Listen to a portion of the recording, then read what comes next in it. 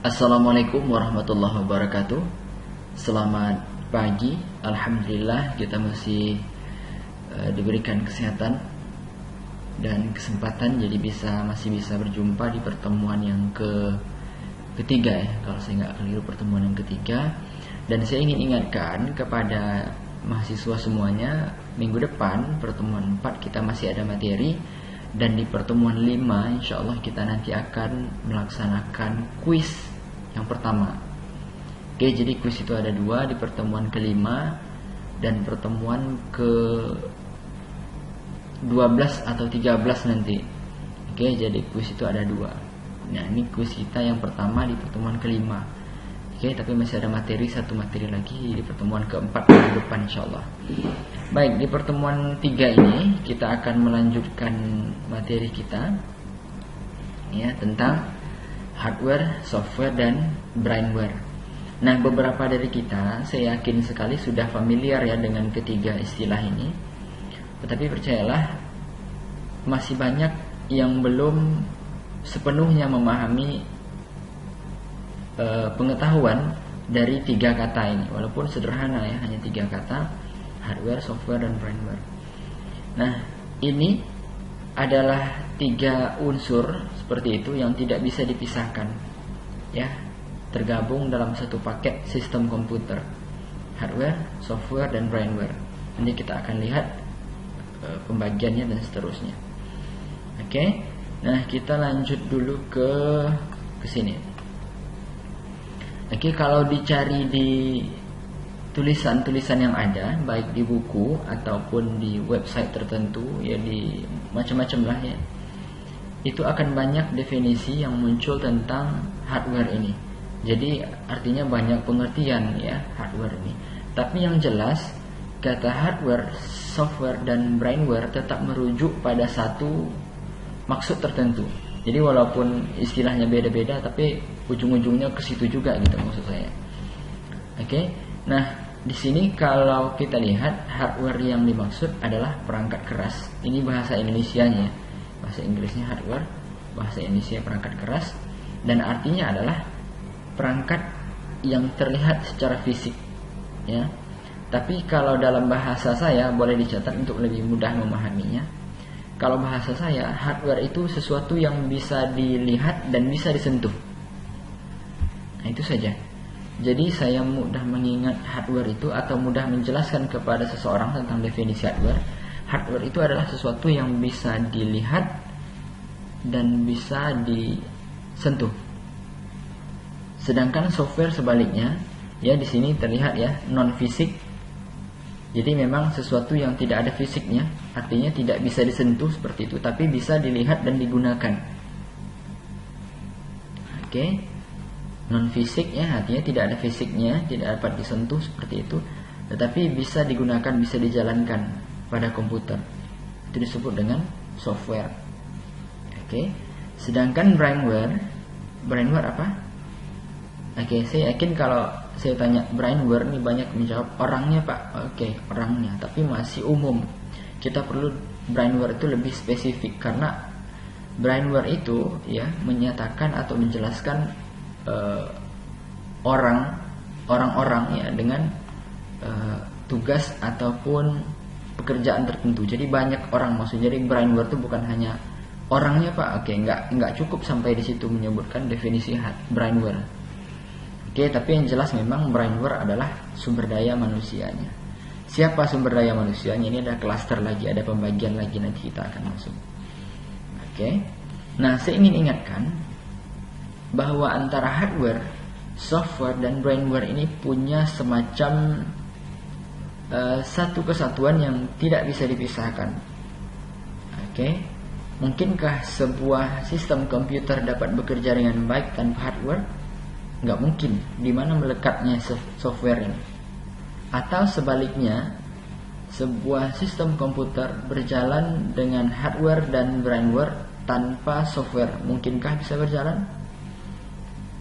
Tidak akan mungkin bisa berjalan, karena bagaimana mengoperasikannya gitu? Hanya perangkat keras saja bisa dilihat, nggak bisa digunain, nggak bisa diapa-apain, hanya bisa dipegang. Ya, nggak ada isinya seperti itu, nggak ada softwarenya, nggak mungkin. atau hardware dan software tanpa firmware juga sesuatu yang tidak mungkin. Jadi siapa yang mengoperasikannya? Mesin ini tidak akan bekerja tanpa ada perintah dari manusia. Oke, jadi sebetulnya bukan komputernya yang cerdas ya, manusia yang cerdas, karena manusialah yang menanamkan kecerdasan ke dalam benda ini. Oke. Nah, jadi sekali lagi ini satu paket ya, punya hubungan timbal balik. Kenapa saya sebutkan hubungan timbal balik? Nanti kita akan masuk setelah ini ke input, proses dan output. Oke, ke sini. Nah, kita membahas tentang hardware, software dan firmware. Sekarang kita masuk ke hardware-nya terlebih dahulu. Oke, ke hardware-nya terlebih dahulu. Nah, berdasarkan fungsinya ya, perangkat keras atau hardware itu bisa dibagi ke dalam 5 poin ini. Oke, jadi mohon maaf kalau sebentar saya menggunakan istilah hardware, sebentar menggunakan istilah perangkat keras, jadi sama aja ya, nggak jadi masalah, bukan sesuatu yang perlu dipersoalkan. Baik, kalau berdasarkan fungsinya, sekali lagi perangkat keras itu bisa dibagi menjadi 5 unsur ini. Pertama, ada istilah input device. Input apa? Kalau kita cari definisinya, input ini kira-kira masuk ya, atau memasukkan, atau input device berarti alat yang digunakan untuk memasukkan, atau perangkat yang digunakan untuk memasukkan. Oke, masukkan data ke dalam sistem komputer melalui alat bantu. Contohnya keyboard. Nah, itu menjadi pertanyaan, kenapa bisa keyboard disebut sebagai alat masukan atau alat input? Mouse juga disebut sebagai alat masukan atau alat input. Ya, keyboard dan mouse ini bukan dua ini contohnya, jadi banyak contoh lagi dan lain-lainnya. Karena misalnya keyboard, ya, saya ingin ajak Anda membayangkan kenapa disebut sebagai perangkat masukan. Nah, kita contohnya keyboard. Nah, bukankah setiap perintah yang Anda berikan melalui kalimat tertentu itu kan kita ketik di keyboard? Artinya perintahnya kita masukkan melalui keyboard. Nah, itu disebut sebagai perangkat masukan karena kita lagi memasukkan perintah ya melalui yang kita ketikkan ke dalam sistem komputer. Jadi sekali lagi ada sesuatu yang masuk di sana. Ada perintah di sana yang masuk yang kita ketikkan ya lewat keyboard ini. Kemudian mouse misalnya, kenapa mouse disebut sebagai perangkat masukan? Karena memang setiap perintah lain ya kita masukkan melalui mouse ini dengan klik ini dan seterusnya. Jadi memang ada perintah, ada masukan dari mouse. Oke. Nah, kemudian ada input, ada proses. Oke. Processing device atau perangkat yang memproses ya, proses pengolahan data yang sudah diinput ke dalam sistem komputer.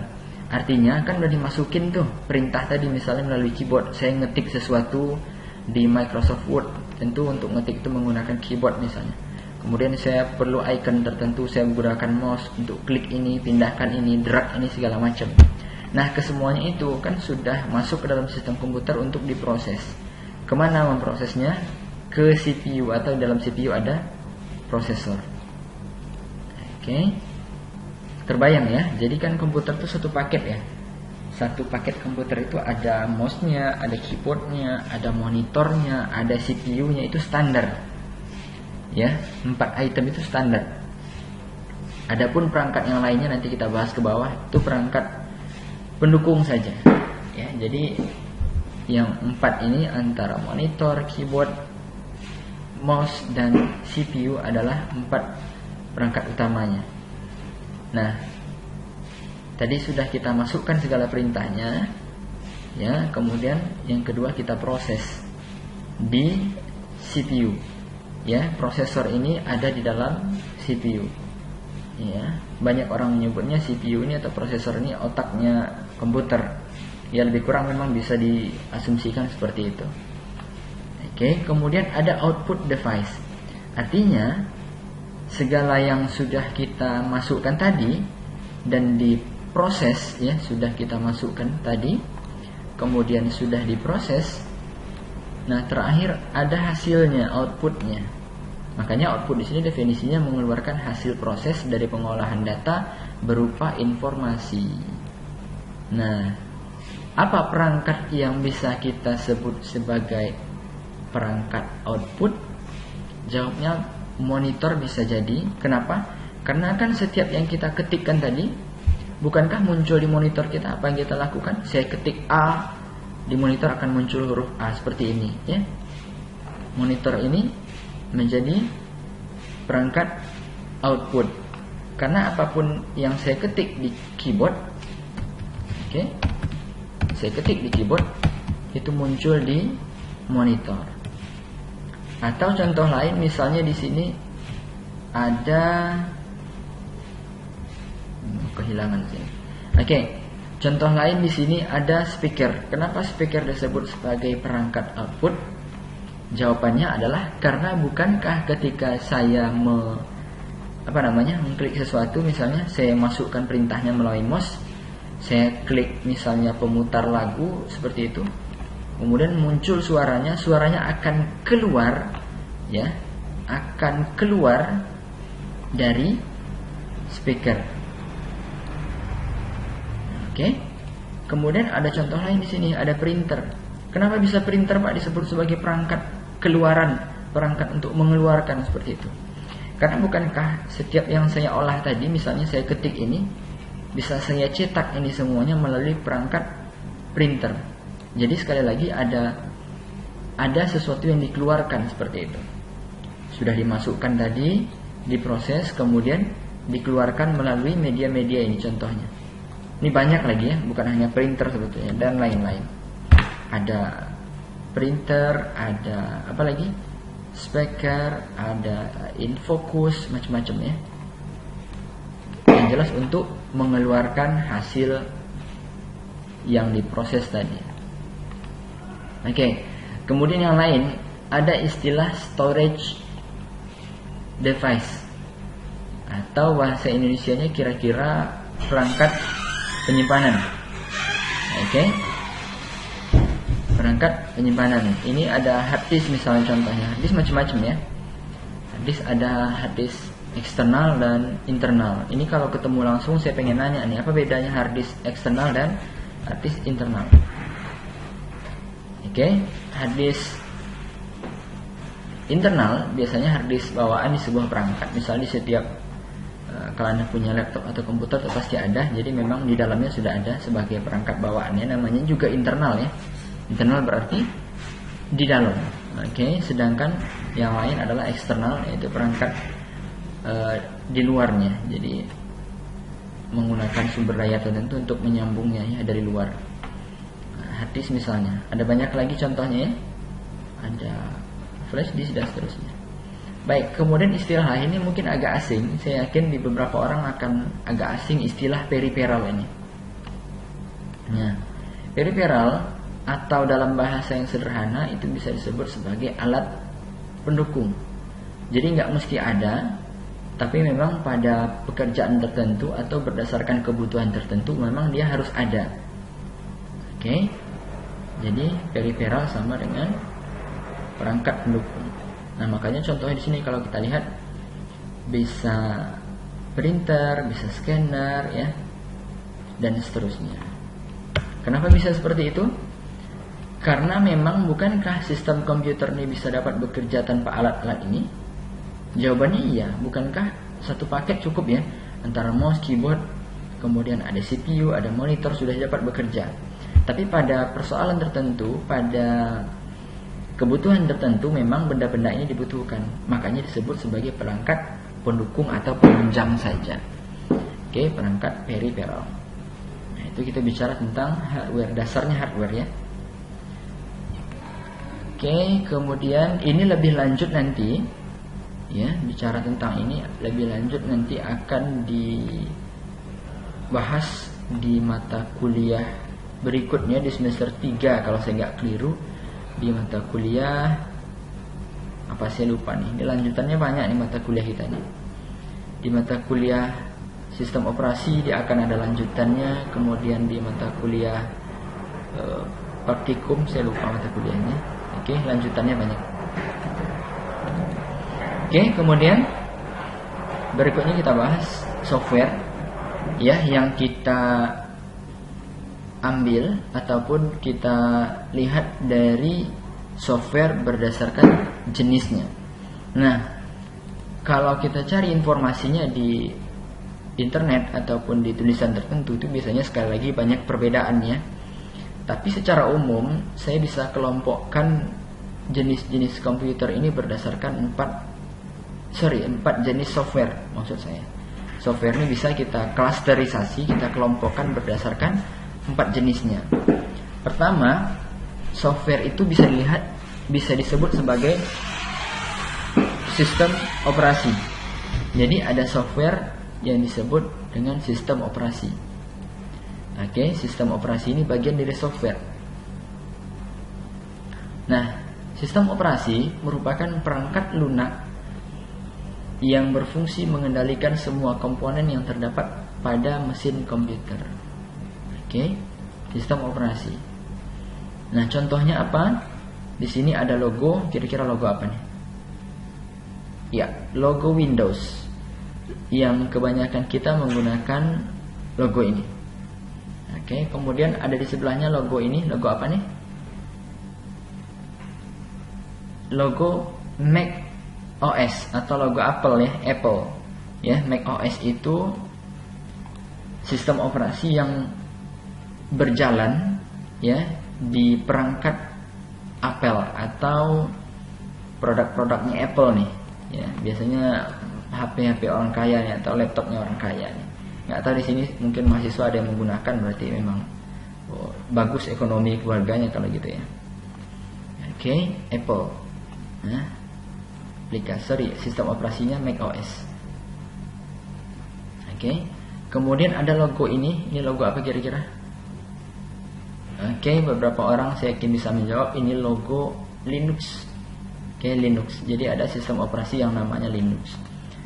Oke, nanti kedepannya akan banyak belajar juga membahas tentang sistem operasi ini ya di berbagai mata kuliah, salah satunya mata kuliah sistem operasi. Ya, lanjutannya nanti. Kemudian yang kedua, ada software, jenis software yang disebut dengan program aplikasi. Oke, nah ini saya kira semuanya paham ya. Aplikasi ini dibuat dengan menggunakan bahasa pemrograman tertentu. Ini nanti atau belum ya, semester 1 belum. Nanti Anda akan banyak nih belajar membuat aplikasi ini. Mungkin akan sangat banyak. Karena ada banyak mata kuliah praktikum yang memang intinya membuat aplikasi, berbagai macam aplikasi. Ya, aplikasi berbasis desktop misalnya yang ada di komputer ini. Ya, ini contoh aplikasi. Oke, aplikasi berbasis desktop. Nggak kelihatan ya.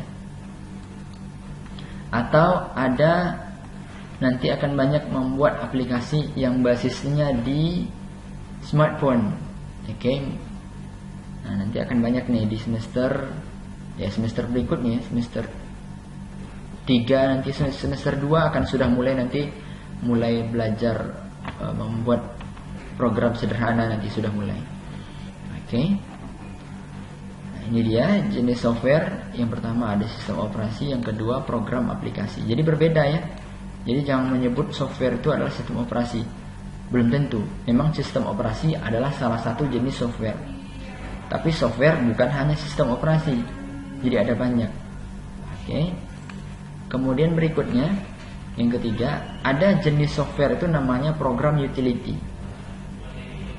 Ya, kira-kira bahasa kitanya kalau utility ini utilitas bahasa Indonesianya atau pendukung ya, untuk membantu kinerja.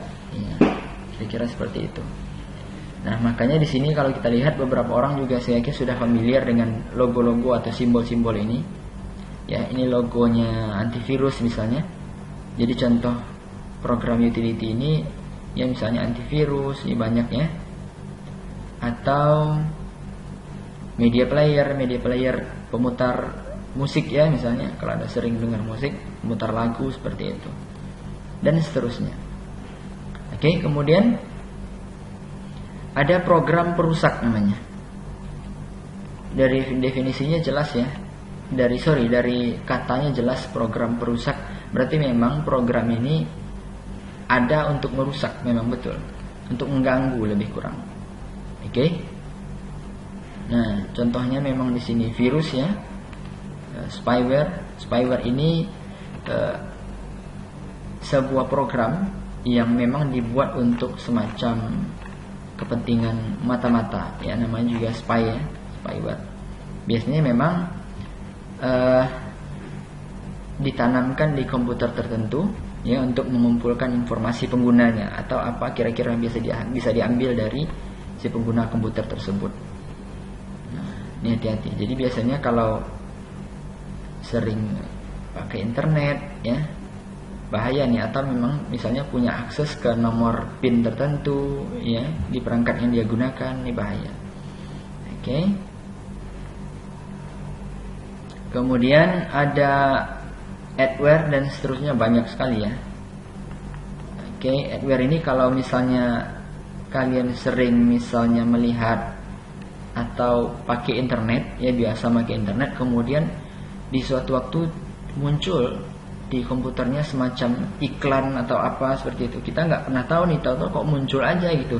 Biasanya dari sudut sudut kanan bawah ya, di sebelah sini biasanya sudut kanan bawah muncul semacam iklan apa gitu kok muncul. Nah, kira-kira seperti itu dan lain sebagainya ya, ada banyak nih. Oke. Nah, jadi ada 4 jenis software yang bisa kita kelompokkan berdasarkan fungsinya. Oke, kita sudah bahas hardware, software, dan terakhir kita bahas brainware. Nah, saya pernah bertanya kepada mahasiswa, brainware itu apa? Banyak menjawab brainware itu orangnya, Pak. Oke. Ada yang menjawab brainware itu user, Pak. Oke. Tapi brainware tidak selamanya user. Jadi user itu mohon dibedakan, brainware tidak sama dengan user.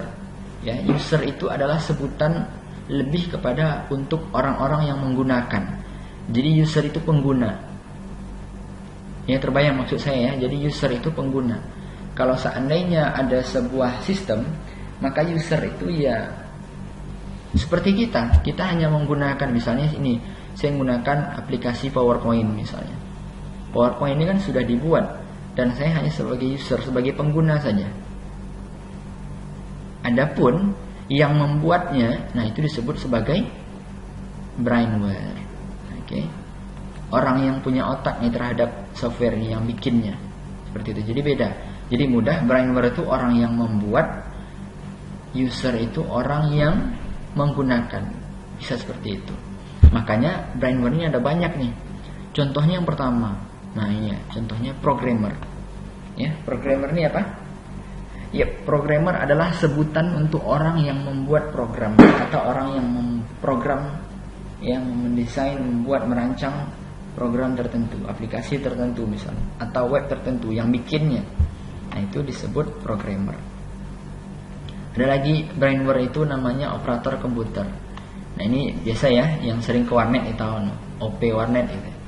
Ya, operator komputer, orang yang mengoperasikan komputer. Ada lagi teknisi namanya. Oke, jadi orang yang biasanya sebutan untuk orang yang bertanggung jawab terhadap hal-hal teknis tertentu dari perangkatnya. Kemudian ada konsultan IT. Ya, konsultan IT ini sebutan untuk orang-orang yang biasanya dimintai pendapatnya atau tempat kita berkonsultasi terkait dengan IT. Makanya disebut konsultan IT. Kemudian ada trainer. Nah, trainer ini biasanya sebutan untuk orang-orang yang memberikan training ya, pemahaman tentang komputer seperti itu, mengajarkan tentang aplikasi tertentu, mengajarkan tentang cara menggunakan program tertentu. Nah, itu trainer. Kemudian ada graphic designer atau sebutannya bahasa kita kira-kira orang yang bekerjanya pada desain grafis. Ya, biasanya bikin-bikin gambar, ya, mendesain logo, membuat tampilan tertentu ya. Ini di orang-orang di bagian-bagian percetakan banyak seperti ini. Kemudian ada sistem analis. Nah, sistem analis ini orang yang memang tugasnya untuk memberikan melakukan analisa atau kajian terhadap sistem yang mau dibangun. Jadi biasanya kita mau bangun suatu sistem, maka analis ini bertugas melakukan kajian, menganalisa seperti itu, apa kebutuhannya dan seterusnya. Kemudian spesialis jaringan. Nah, ini jelas ya, orang yang memang mengurusi atau punya keahlian tertentu pada bagian jaringan. Kemudian ada lagi brainware itu database administrator. Nah, database administrator adalah sebutan untuk orang-orang yang memang punya tanggung jawab untuk mengelola database tertentu. Database itu apa? Nanti kita akan masuk ke mata kuliah, ke pembahasan berikutnya. Tapi karena sudah terlanjur, oke lah, database itu basis data atau kumpulan data. Nanti kita akan sampai ke sana lebih jauh tentang database itu seperti apa. Juga saking pentingnya database ini, ya itu ada di kita, ada kalau saya nggak keliru ada 2 atau 3 mata kuliah yang memang khusus membahas tentang database. Nah, saking pentingnya. Oke. Jadi ada banyaknya. Jadi brainware itu ada banyak sekali contoh-contohnya, tergantung dari sebutannya untuk siapa, tergantung dari tugas dan fungsinya masing-masing. Oke, baik, itu saja untuk pertemuan kita hari ini. Sampai ketemu lagi kita di pertemuan berikutnya, di pertemuan keempat yang minggu depan insyaallah. Dan kepada Anda semuanya, saya sekali lagi minta maaf, mohon bersabar kalau misalnya kalau seandainya proses pembelajaran kita ini belumlah optimal. Ya, saya berharap, kita semua berharap mudah-mudahan kita bisa cepat berjumpa untuk lebih maksimal belajar di kelas ya.